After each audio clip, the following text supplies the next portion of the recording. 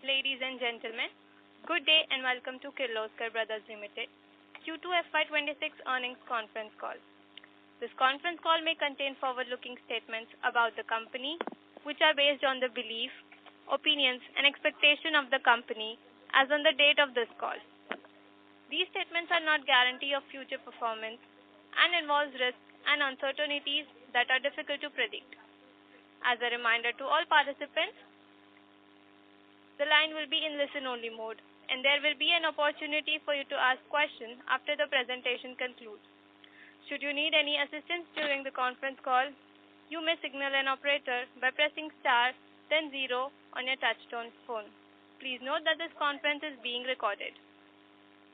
I now hand the conference over to Mr. Sanjay Kirloskar, Chairman and Managing Director from Kirloskar Brothers Limited.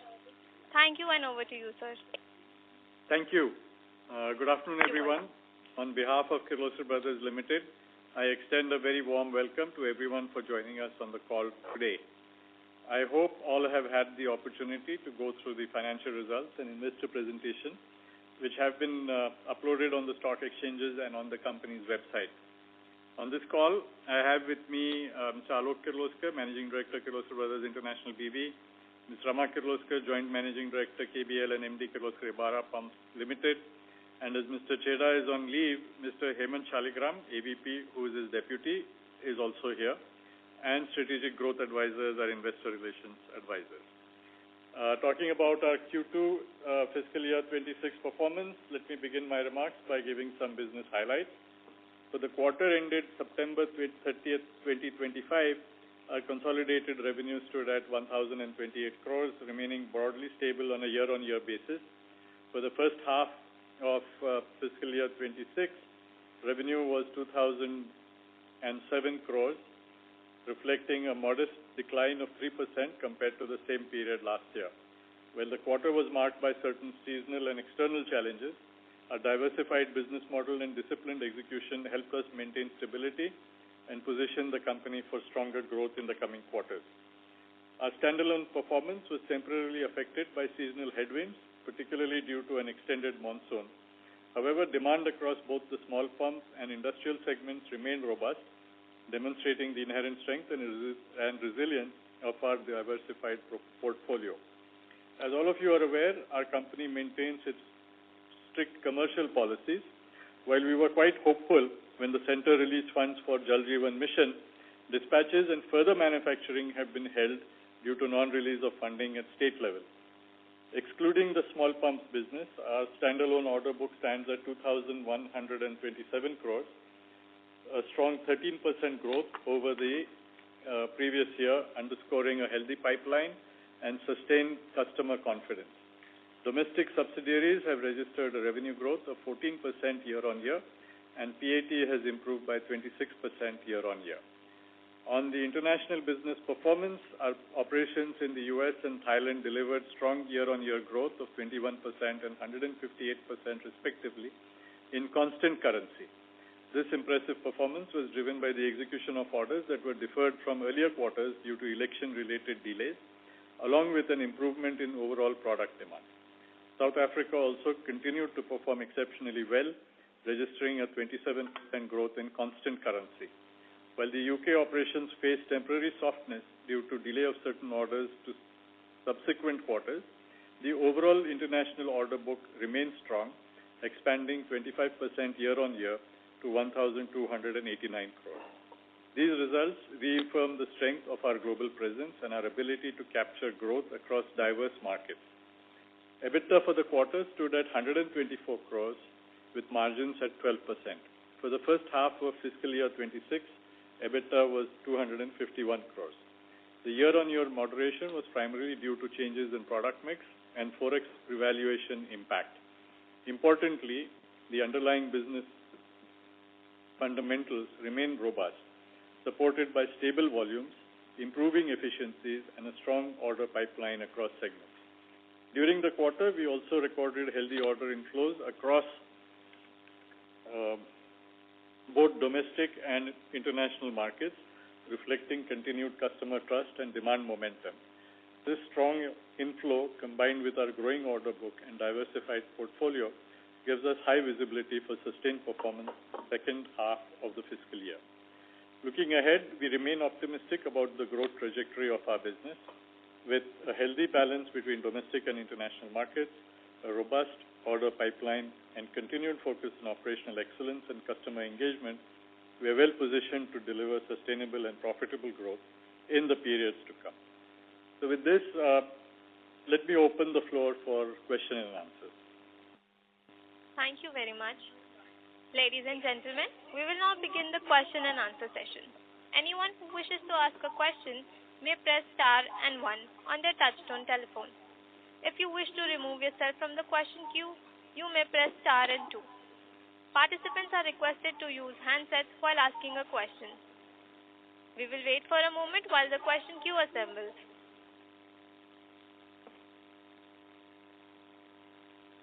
The first question is from the line of Bala Subramaniam from Aryan Capital.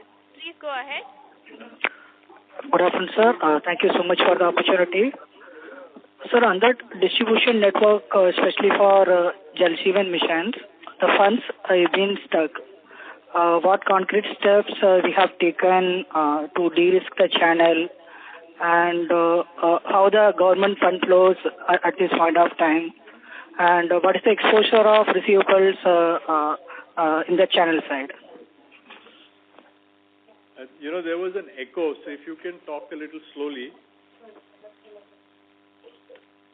You said about the Jal Jeevan mission, something about channel management, so I didn't get.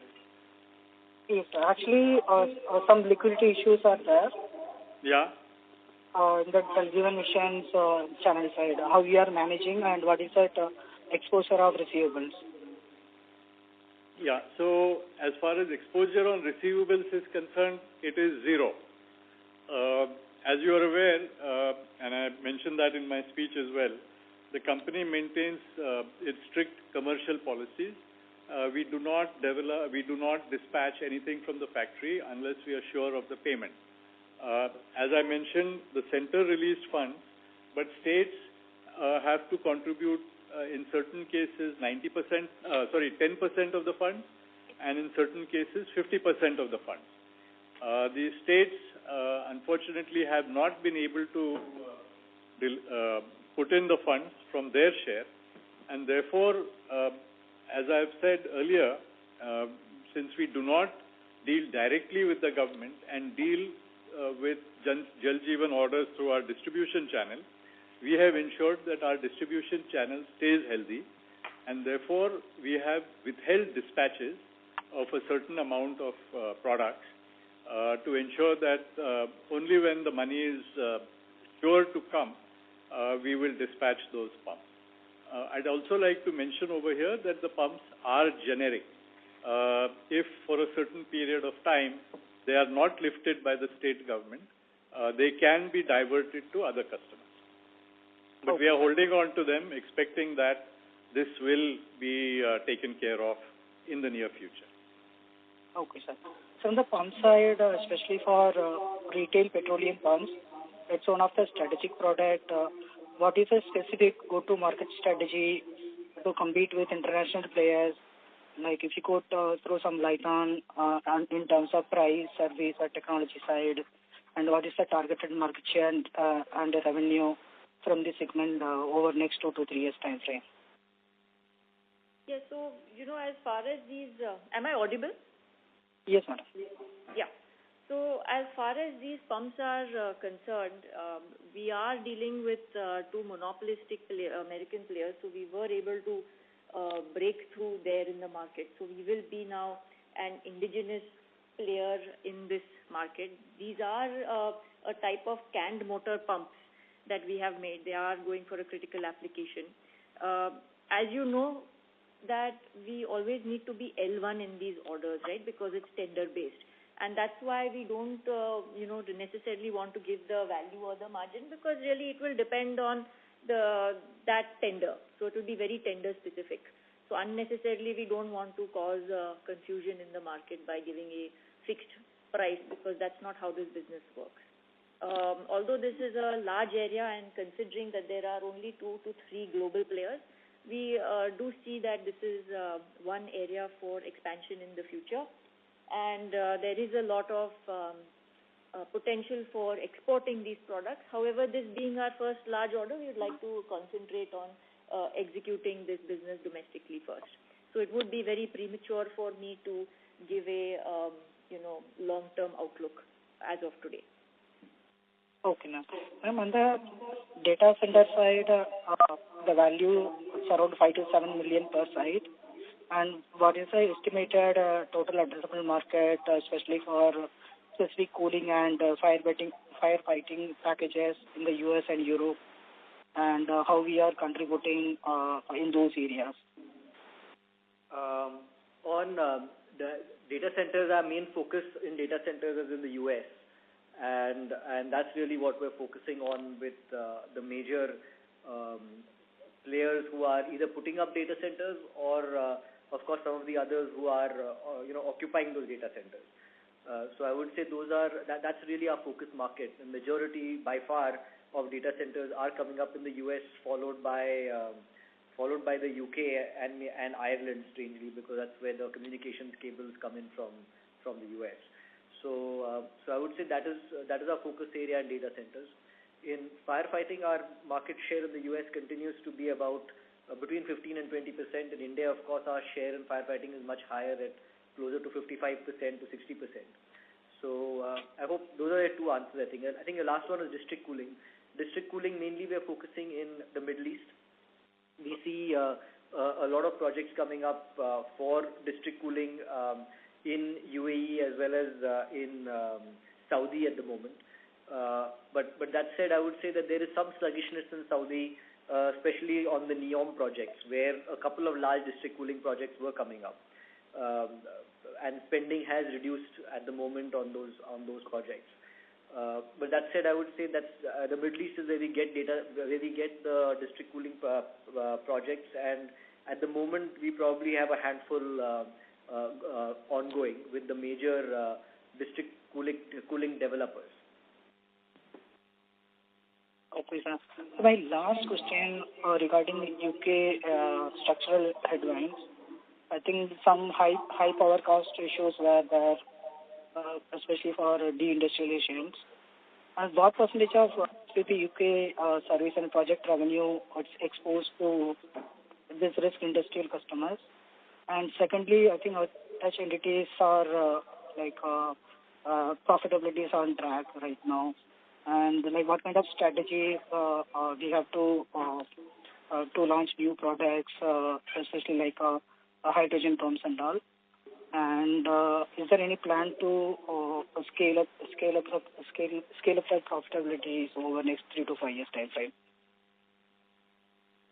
Yes, I think over the last few calls I have mentioned the point that you have made, that there has been heavy deindustrialization in the UK because the power prices are close to £280 a megawatt hour. If you compare that to Germany, it's about £120 per megawatt hour, and if you compare it to Sweden, it's about £52 a megawatt hour. The US also is in the same range as Sweden, so it's a fraction of the prices of the UK. And because of that, there's been heavy deindustrialization in the UK, especially in the north, the chemical plants, actually any energy-intensive facility. So chemicals, steel, all these have seen the plants only idling, and because of the UK government's confused strategy on oil and gas, there has been no licenses that have been issued in the North Sea, and so you may have read in the news, Total has recently decommissioned and exiting the UK North Sea market by decommissioning their rigs. Now, what that means for us generally is that, as you know, we have service contracts with chemical companies, petrochemical companies, as well as steel companies and water companies. So we do see that even though we have 3-year or 5-year contracts with them, the activity on contracts in the petrochemical segment and even steel segment has reduced significantly because many of them are only idling their plants. And our focus has been to offset that by new contracts that we have received in the water and power plants segment. And so, while the total contracts available now are total executable service contracts have come back to what they were, we did face the first few months in the year when a lot of work was not coming for service. And you can see the impact of that in the overall margin. So in the UK especially, we have found two issues. One is some supply chain issues which continue to be there, and which is on the large project side.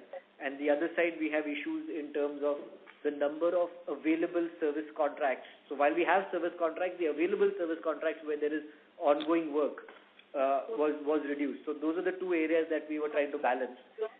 We have enhanced the revenue by enhancing sales on other segments within the UK, and we will continue to grow the service business, as we've said, in the UK as well as in Europe, and try and offset the softness in the service business in the UK. And we are continuing to win new service contracts in power plants, water, in the UK and in other segments outside the UK, to be able to stabilize those service revenues, and then slowly after stabilizing move into growth phase again. Does that answer all your questions? Yes, on that opportunities, Rodalt. Yes, I mean, as I mentioned, we have opportunities in service. We continue to add new major service contracts with water utilities, power plants, and as you go into Europe, where power prices are still lower, with chemical plants. So we are developing those. We have won a number of these in the last quarter as well. As you know, once you win them, it takes at least 2 to 3 months to work with the operator to agree what will be the plan in terms of service for the next 3 to 5 years, depending on the service contract, either 3 or 5, and how much of it will be done every year. So once we agree and sign that off, then the service contract comes. So that's really why we have not yet seen new business coming out of the contracts that have been signed recently.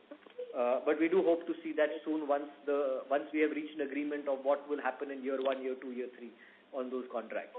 So yes, we do have an upside. As you are aware, we have another upside, which is fish-friendly pumps. The UK, along with Europe, has now, as per policy, said that all canals and rivers need fish-friendly pumps, and we need to retrofit those pumps. So we see that we are again investing in that because we have a ready product to sell in those markets. The other is there has been growth in the water segments, both in Benelux region, which is Belgium, Luxembourg, and Netherlands, as well as I've mentioned on previous calls, the AMP8 has now come into effect in the UK. So AMP8 is an 88 billion program over 5 years, where we are optimistic that this time there are more clear water pumps rather than sewage pumps. And similarly, we're seeing an uptick in the investments in Benelux on the water side. So I would say there's still many areas that are looking interesting in these segments. Got it, sir. Thank you. Thank you very much. Next question is from the line of Pratik Kothari from Unique PMS. Please go ahead. Yes, hi. Good afternoon and thank you. So first on the standalone, I mean, so we have been winning orders every quarter. Gradually our order book also has been ramping up. So apart from this Jal Jeevan case, anything if you can highlight the positive, negative, what is going on? So for last 3 odd quarters, we have been either stagnant or degrowing in that segment. So just some comments ex of Jal Jeevan, how are things panning out there? I think the booking has been consistently going up. It's possibly the sales that have not grown to our expectations. Yes. But that, many times I have said, don't look at our performance from quarter to quarter, even if it's for 2 or 3 quarters. Because now as we go towards the end of the year, if you've looked at the historical performance of the company, about 35, 36, 38% is done in the first half, and about the rest of it, whatever 60 to 62% is done in the second half. And this is because of seasonality of our business. It's because of the fact that most industrial companies and especially pump companies do very well when it's coming towards the government and our own year end. And so this is what it is. So, fair enough. And second to Alok Bhai, I mean, I think very well explained the challenges in UK. I think even US seems to be doing really well. I mean, it has come very close to where UK is. I mean, just some color, some highlights, what is going right in US? I mean, I would say that the U.S., as you know, there are industries that are new, that are coming back into the U.S., and we have inquiries from those, and we now have orders also from many of them, and that's probably part of Mr. Trump's overall program to attract industries back. So we see some new inquiries and focus on those industries. But apart from that, I would say that the big other growth is, as I think was mentioned earlier, data centers. There are a large number of data centers coming up, and most of these data centers, as you know, we are catering both fire and cooling systems for these data centers. So and we moved away from just supplying pumps to supplying container systems, because data centers have a quick lead time of 18 to 24 months, and so they want to have modular concepts. So I would say that we are, as you know, Syncroflow's speciality is modular systems. And, making pump houses, containerized pump houses is something they do. So, Syncroflow does that not only for our pumps, but a lot of Syncroflow's distributors are also selling pumps of other manufacturers, other major U.S. manufacturers. And often those distributors are buying the pumps from those major U.S. manufacturers, issuing the pumps free of cost to Syncroflow. And Syncroflow is then packaging those into very complex houses, which have the piping, the control systems, everything else, valves, pumps, of course, which are pre-issued, everything else inside that, and supplying it as a full package for, again, for data centers and other process units. So I would say really that's the big area. And you would probably be knowing that even now there is almost 2,000 data centers coming up in the U.S. which have received planning permission. So it's a large number of data centers. Just to put it into context for you, a hyperscale data center, which is what most of the data centers today are, requires almost 2 million liters of water every day, which is called top-up water, just coming from the evaporation inside the data center. Just top-up water is 2 million liters per day. So quite large systems going into these data centers. Does this answer your question? Yes, absolutely. Yes. And last on just number, we see 30 odd crores of FX loss in our cash flows. Even high. I mean, does it? Was this quarter? Does it go through our P&L? Yes. I mean, as you know, we have moved to mark-to-market. We moved to hedge accounting. And even with hedge accounting, we have mark-to-market these losses because of the heavy deterioration or depreciation of the dollar, as you're aware, compared to the pound. So even though we have hedge accounting, we had these excess losses that came up. In addition to this, we also have another situation, which is that we are holding deposits. As you're aware, we are holding cash in KBIBV, and we are holding large deposits in dollars in the Netherlands. And as and they're held in dollars, but as KBIBV accounts are made in euros, we are showing translation losses also of $500,000 on that amount. So yes, it is the mark-to-market losses are notional from the operating side of the business. Now the translation loss will remain notional as long as we don't use the money in any other currency but dollars. If we do spend that money from KBIBV in any other currency but dollars, then it will convert to a real loss. Correct. So one of the reasons for lower margins this quarter or first half is also this. I mean, this FX loss that we see. Yes. The FX loss, as you rightly said, is about 1.8 million pounds, which is about 20 crores. Fair enough. But from an operating point of view, KBIBV's operating profit is stronger than same time last year. Correct. Fair enough. No, thank you. All the best. Thank you. Thank you very much. Next question is from Raj Shah from Inam AMC. Please go ahead. Hi, sir. Thank you for the opportunity. My first question was regarding the Jal Jeevan Mission issue that you highlighted. So for the last year, say in FY25, what kind of contribution Jal Jeevan Mission would have in our standalone business? Jal Jeevan exactly would be 2%, 3%, by about 5%, maybe about 5% at the most. 5% of the annual standalone revenues. Of the annual standalone revenue. That is what the impact is for the current year. Yeah, sort of. Okay. And I know this is for Alok sir.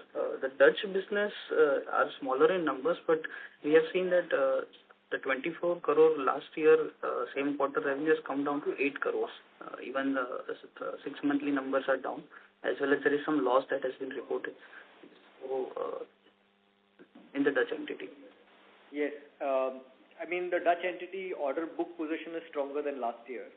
But because it's so lumpy, the business, there is a huge amount of executable order book in this quarter, which is their last quarter. So, we are trying to ensure that we can push that out to ensure that they have better numbers compared to last year.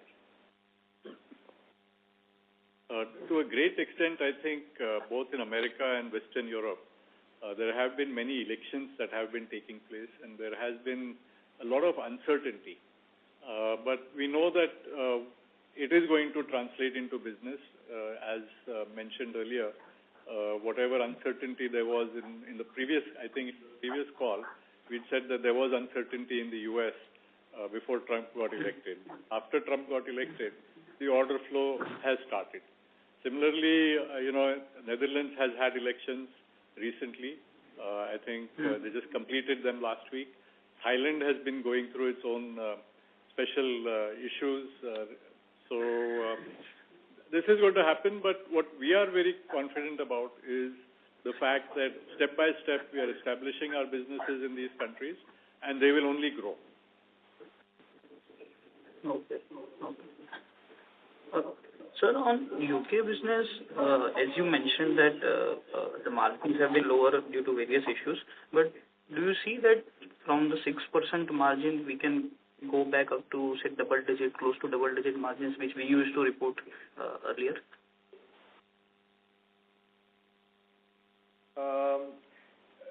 It depends what time frame you're asking me this question in, but you're asking me from a short-term point of view and not a long-term point of view. I would say that from a medium-term point of view, definitely, because finally that margin that you saw is coming from mix of the product and services. And as the service revenue is going up, it's easier for us to meet those margins.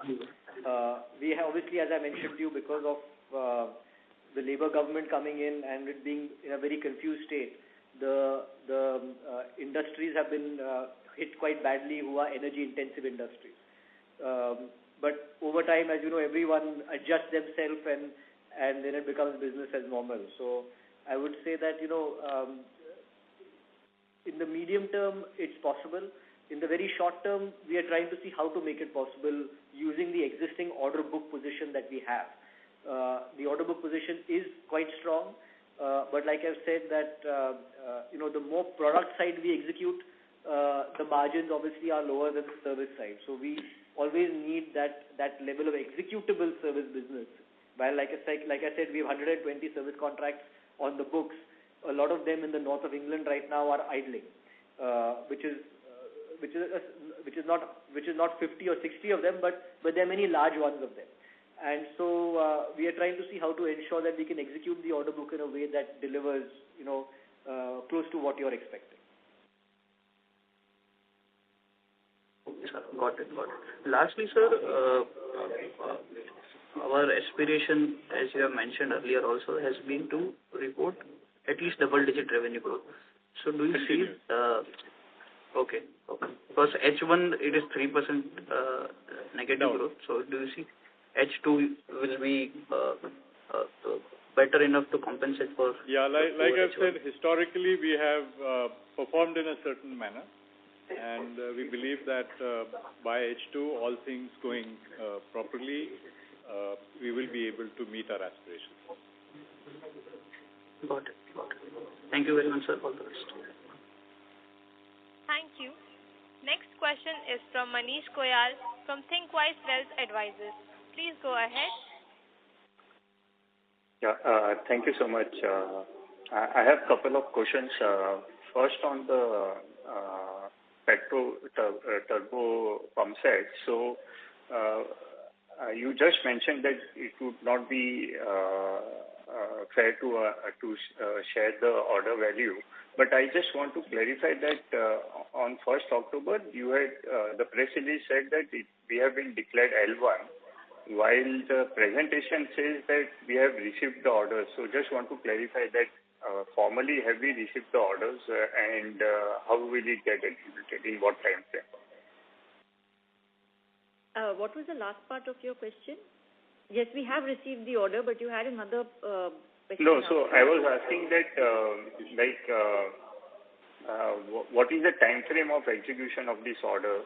That was the question. It's around 9 months. Okay. And so if you cannot give an exact value of the order, but would it be possible to give a price range ideally? No, we can't do that. We can't do that because, this is a tender-based business. So it's not a fixed value. We have to be L1 and we have to be competitive. And there's a huge variety in the features and the type of pump that is required. So since there's a lot of variability, we don't want to give a fixed price because that would not be accurate. If the product mix changes, then you might see smaller numbers having higher value or higher numbers having smaller value. So we don't want to confuse anyone. Okay. So also, as you mentioned that you would like to focus on domestic market initially, how big is the opportunity? We received the order from IOC. So there are other OMCs also, BPCL, SPCL, and many others. So what is the opportunity? How should we look at this on a recurring basis that this opportunity can be over a period of next 2 to 3 years? Pumps requirement per year.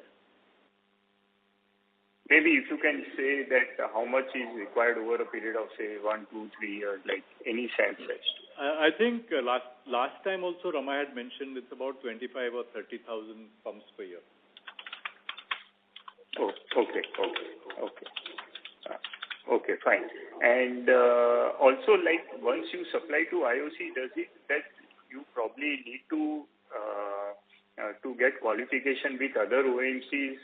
Or once you have already supplied, then you are probably have the supply benchmark already established and you can probably supply. Once we supply, then we are established and with IOCL. No, but what about, sir, with other OMCs like BPC? It depends on what their requirements are, because they could be different. Sure. Okay. And on the standalone business, you have definitely mentioned about impact due to JJM, but would like to get a perspective on demand side from the industry pumps as well as pumps which will probably be supplied for infrastructure on various accounts, because power was picking up quite well, order book for irrigation was picking up. So if you can just give us perspective, because last 3 quarters, somehow the standalone sales is probably quite muted. So how should we look forward probably in near to mid-term? Yeah. So, I have mentioned that we believe that the 2 growth drivers will be urbanization and the power sector. Power sector, we have continued to receive orders and we look forward to receiving orders because a large number of new power stations are coming up, not only in the thermal space, but we expect that the nuclear side also will start picking up soon. But as you are aware, these orders would be executed over a period of time because number one, there are, they need to set up the power station to receive the pump. And that usually will take care of the manufacturing period. So in this, what we have done is the kind of orders that we have received from one of our customers, we've set a new benchmark of delivering within a year some very large pumps, which earlier would have taken 18 months because that customer is really a demanding customer. and wants to establish these power stations very quickly. On the other side is urbanization. Our building and construction sector continues to grow very smartly. I think a few quarters ago, Alok had also mentioned that due to our strong presence on the firefighting side, we've been able to bundle HVAC and utility pumps. So that also continues and is continuing to grow our market share in that sector. Right, sir. So we should be able to probably see a double-digit growth. Like last year, we were aspiring for double-digit growth. So hopefully, I think you were not listening to my answer to the previous gentleman. I just want to get reassurance from it. Yeah. I have now said it for a few quarters. I think the last 2 quarters have been where everyone has questions, but looking at the order board, looking at the way the situation is with customers, as well as some of the changes that we are making in the plant, I'm very confident of meeting these targets. Sure, thank you. And a question for Alok, Alok did mention that AMP8 program has started in UK. So would like to know, have we started getting orders, or probably it will take 1 or 2 quarters more that we start seeing meaningful orders flowing? Yes, we are getting orders, but yeah, I would say when you consider that AMP8 should be 1% of the spending should go to pumps, I would not say that it is meaningful as yet. But yes, they are starting to release orders that are classified as AMP8 orders. Sure. Yeah. And last question on the services side, Alok, how much time do you think that the new contracts what we have won, we should be able to probably offset the loss of some of the existing business, and we should probably get back to normalized growth run rate? I mean, I'm giving you my estimation. I would not say that, like I said, it's based on us, like in my previous answer, I said it's, based on us and the customer agreeing what will happen in year 1, year 2, year 3, and we signing off on that, and then, we starting the process on that. But I would say, 3 months. Usually, it takes about that much time for us, they're going back and forth, and then it really translating into the products coming in, because the products are then dismantled at site, brought into our plant. We dismantle the products in the plant. We go through a process. We have to, as a part of the process, submit a price, and then they accept that price because anyway it's part of the overall agreement. But we still have to follow that process, and then we start the repairs, and then we dispatch it. So it's not just agreeing, but it's also this process after which you see the invoicing and hence the margin. So I would say at least 3 months it takes to do all these things. Okay. And last question on the development order for the nuclear power primary coolant pump. Would it be possible to share how is the progress on the same, sir? The progress continues. There are various components of that for the primary circuit pump, and as far as we are concerned, I think, like I said earlier, the hydraulic performance is proved.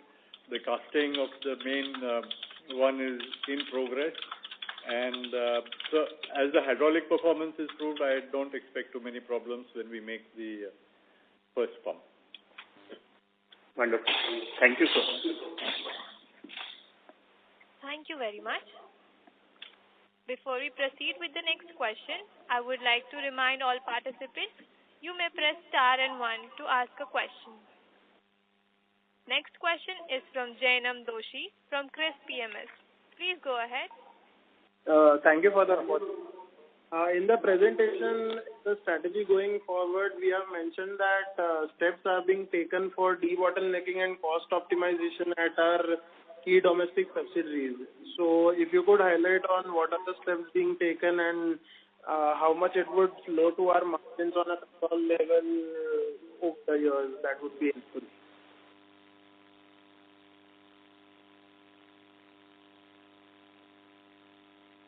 Yeah, I have a question actually. Did you say subsidiaries or did you say factories? Subsidiaries is meant, like in slide number 41.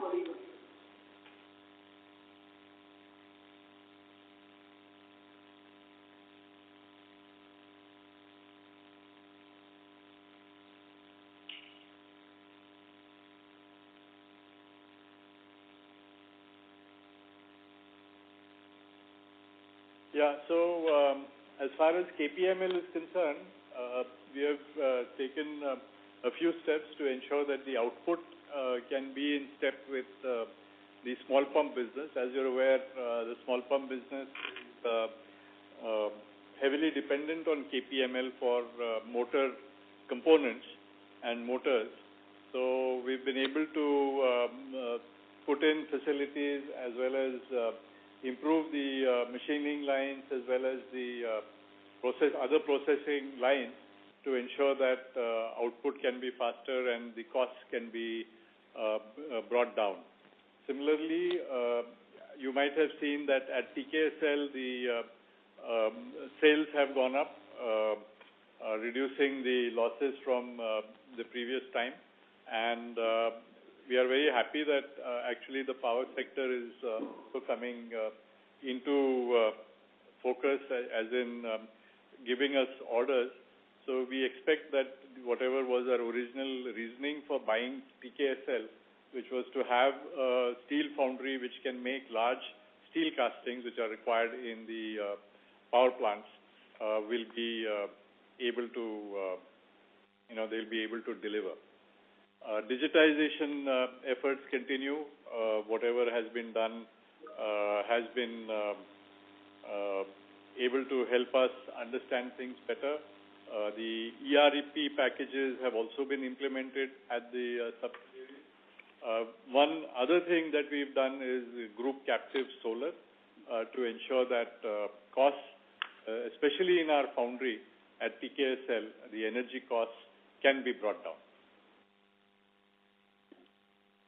Got it. That was helpful. And you have mentioned, like in the JJM, we aren't there are states who are not able to release funds to a certain extent. So if you could help us name which are the states who are not able to release. I think this news is available. I'm not going to name and shame anyone on this conference. Sure. Got it. And one more thing is, as we have mentioned, we are supplying systems in the data centers. So what would be the addressable market size for our systems there, and how many projects have been executed till now, and what is the trajectory going at?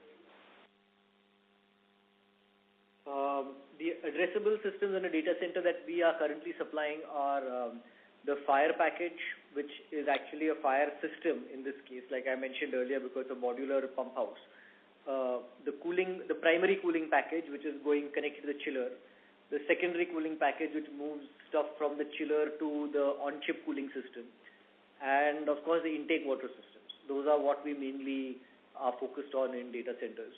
Of course, it depends data center to data center, because some are co-location, some are hyperscale. That's mainly the ones that are being focused on by us. What we do in each data center also depends, because sometimes the customer wants one system for fire, some other system for cooling, and maybe a third system for secondary cooling. Of course, we try and supply the whole thing as one big package. But it really depends on customer preference as well in many of these cases. I think your last question was... the project we have executed, how many projects till now have we executed? Till now maybe we've done about 25 to 30 projects, and at the moment, any time in our plant we have about 4 to 5 projects worth of data centers in the US, because that's mainly where a lot of the data center work is happening. So, and those may not be all the systems I've mentioned, but could be one of the systems that I've mentioned at any time. So even now, there may be about 5 or 6 projects are on the shop floor for data centers. And when I say a project, it is either the fire system or the secondary booster system or the primary system or the intake system. So that means we have a good number of different things going on data centers. Okay. Thank you. Lastly, I just wanted to have a view on the current bid pipeline for the projects which we have, both in the domestic and the international market. If you could highlight, that would be of great help. No, I've not understood the question. Can you just repeat that? Total the bid pipeline for the project business, which we have in the domestic as well as the international market. We don't give this number, Okay. Sure. That's it from my end. Thank you so much. Thank you. Thank you very much. Participants, if you wish to ask a question, you may press star and 1. Next question is from Ishita Lodha from Swan Investments. Please go ahead. Hi, sir. Thank you for the opportunity. So, what is the impact of the commodity price inflation on our margins, and how much of our order book is fixed price? I think as of now, there is no impact as such on the financials.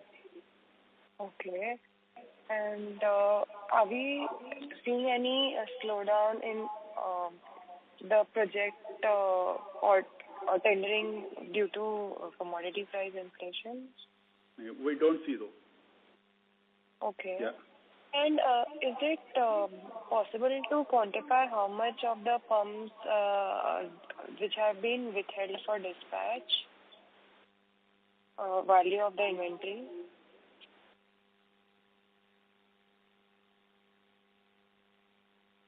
Hello? Yeah, what is the value of the inventory sitting in our books which has been withheld for dispatch for Jal Jeevan Mission? Numbers. I think the fact that these pumps can be dispatched to other people if they are not picked up within a certain time should give you the confidence that we will wait for a certain while and then it will come out. Okay. And how are you seeing the pipeline in domestic market and the pricing trend?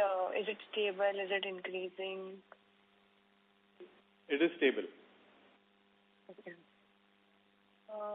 That's it from my side. Thank you.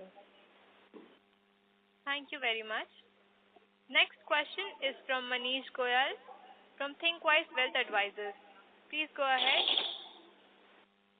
Yes, sir. Just a couple of questions I just want to clarify, which Pratik was earlier asking on the Forex unrealized losses. So the cash flow shows, consolidated cash flow shows 32 crore is the exchange loss in the first half of the current year. So, Alok, when you mentioned 1.8 million pound, roughly 20 crores, were you referring to the quarter 2 number, and has it been passed through the P&L for sure? Yes, those numbers have passed through the P&L. Okay. But I'm mentioning the translation loss also. Sure. Okay. No, so just it's trying coming to... from the fixed deposits. Okay. So that is something which probably till you use it, that number will not reverse back, or maybe whatever variation in exchanges will happen, again it will perform that way.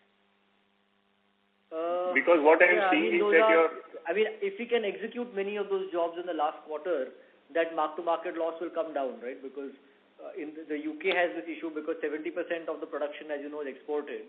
The only reason that it's become a little larger this time is because there's been more depreciation in the dollar. But even then, it is only, I think, the mark-to-market proportion of the 1.8 million, if I'm not mistaken, is 700 and something thousand pounds, and the remainder is translation losses because the dollar deposits held in KBIBV. Right. Okay. And one more question again for standalone cash flow. What we probably continue to see is that provisions for doubtful debts and advances, even in the first half of the current year, that number is roughly 15 crores, whereas last full year it was 41 crores. So again, is that number which is passing through the P&L, and is it pertaining to the old contracts? If you can clarify this as well. I think if you see the numbers, it is reducing on a quarterly basis, and I think it is as per our policy we need to provide. It is passed through P&L. Okay. It is our policy. We need to provide that in our books. Okay. No, I agree that number optically is reducing, but probably would like to know that how far do we see that this number would continue? No. I think if you see the trend, the last trend, because our recovery is very good, we don't see any bad debts as such. But even if there is a delay in the receipt of payment, we provide in the books. Okay. And last question in the presentation, in the updates, probably what we refer to various sector updates for our standalone business, there is probably I saw for the first time engineering service division where sales have increased 27%. So what is this business? Is it aftermarket, or if you can clarify on this, and what is the size of this business? Because just 27% growth, we are not able to get a perspective as to how relevant it is. No, so this is the same sector which they generally call customer support and ESD. I think this time they've just mentioned the full form of ESD as engineering service division. It's not a new sector. And we don't generally give the contribution sector-wise. Yeah, exactly. Okay, fine. Okay, so that clarifies. Yeah. Thank you so much. Thanks a lot. Thank you very much. Next question is from Mr. Vishal from Bandhan AMC. Please go ahead.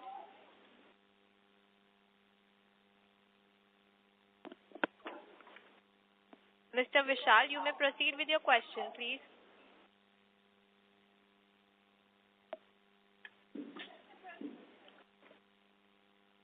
Mr. Vishal, your line has been unmuted. You may proceed with your question. As there is no reply from Mr. Vishal, we will conclude this call. I would now like to hand the conference over to Mr. Hemant Sehgal. I'm so sorry. I would now like to hand the conference over to Mr. Hemant Sheligram for closing comments. Okay, thanks, ma'am. Thank you all of you for joining today's call. We hope the session provided the comprehensive overview of our business and addressed your queries effectively. Should you have any further questions or required any clarification, please feel to reach out to SGA, our investor relation advisor. We truly appreciate your continued trust and support.